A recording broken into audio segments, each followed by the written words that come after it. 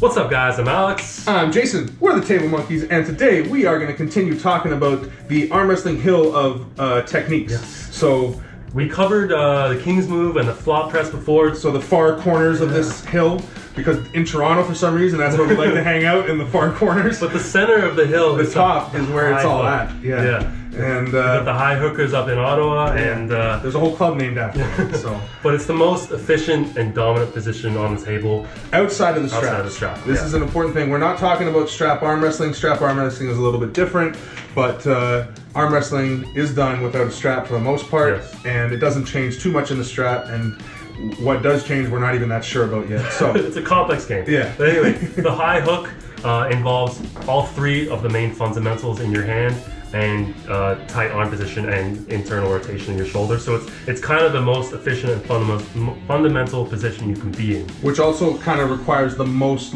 strength of all the fundamentals, you know? So if you are the strongest person at the table, most likely you're going to end up in this position unless you just have some ace move that's something else. But if it's like a slow pull match and you're the stronger guy, most likely you're going to see people end up in this high hook position, which again looks like this. Yeah. So we're starting from a fair grip. Close your thumb, close your hands. And the first thing I'm going to do is initiate with cup and rise to take his rotation and to gain the high hand. Yeah. So I initiated that with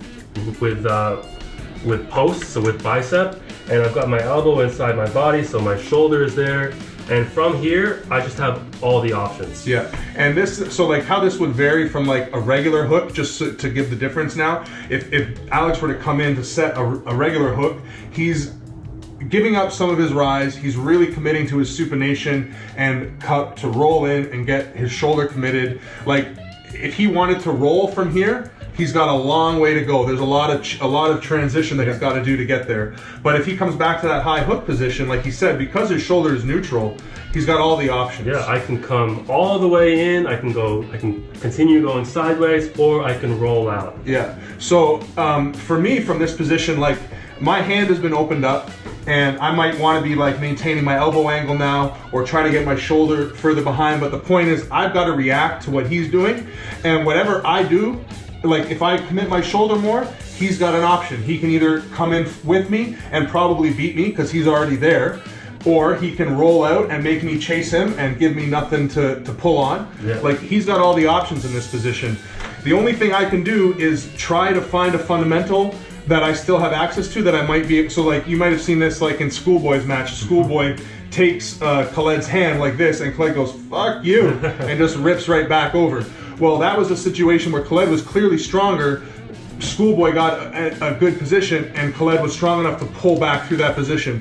If it's a competitive match, you got to assume that's not going to happen. Right. If you're able to do that to your opponent, you're a beast. But for the most part, that's not the situation. So if we're here, I like what Derek said, right? Yeah, so Derek Smith made a video, I think, he was talking to Larry Wheels about this, talking about how to attack your opponent's fundamentals. And he was talking about the wrist, the elbow, and the shoulder. Yeah. So there's 3 points of contact that you can attack. Yeah. So I can either attack your hands with taking your rotation. The wrist kind of has 2 points. The wrist is either rotation or flexion. So you can either attack your opponent's flexion. I might, a King's Move, I might maintain my pronation but give up flexion. Or a deep hook, I might give up rotation to really lay in my flexion. So you have 2 points in the wrist to attack. But when you attack one, the other one becomes pretty easy to attack as well, right? Yeah. So, and then there's the bicep, and then there's the shoulder. Yeah. So let's say I'm in that high hook.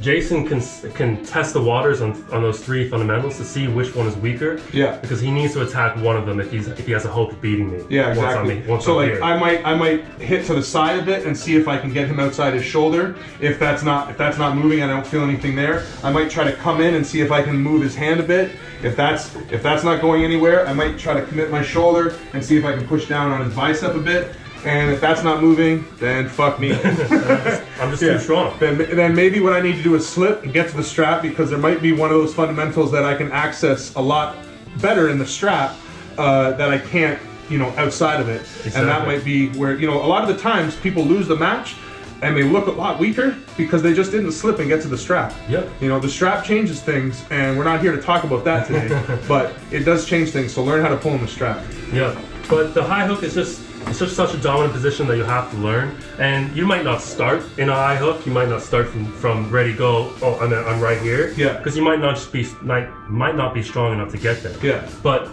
through Fighting for all those fundamentals. Fighting for things off the go, and then things happen. I start giving things away because he's too strong, and eventually Jason just gets himself in that high hook through beating me in fundamentals throughout the match. And the whole time I'm fighting for all four of them, but none of them are giving. And then all of a sudden some rotation starts to go, and then I'm able to establish some more pronation, and then I can get my shoulder behind it, and then again.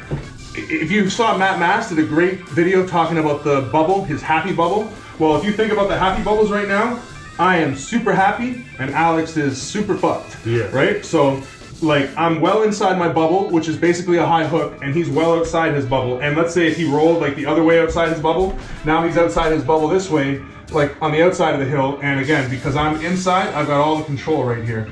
So again, whether it's looking at it as the 3 points of fundamentals, like Derek said, staying inside your happy bubble, like Matt Mass said, or riding the top of the hill, like Devin says, the point is you need to have all these fundamentals intact. Yep. So learn the high hook and become dominant on the table. Yeah. Like do it by. Oh shit.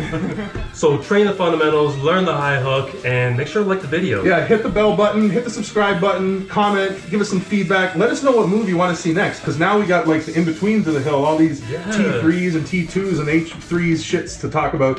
So if you want us to go over those, we'll do the best that we can. Leave us a comment, let us know. And monkeys out. Peace.